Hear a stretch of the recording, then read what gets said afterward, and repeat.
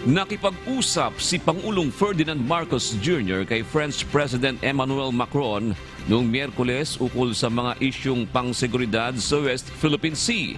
Kinumpirma ito ni Presidential Communications Operations Secretary Cheryl Garafil na nagkaroon ng pag-uusap sa telepono ang dalawang Pangulo.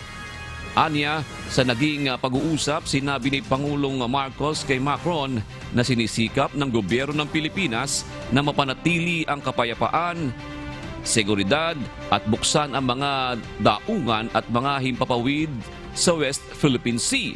Tinalakay din umano ang issue sa naturang karagatan sa gitna ng patuloy na tensyon sa pagitan ng Pilipinas at China dahil sa nagpapatuloy na presensya ng China sa dagat na sakop ng Pilipinas.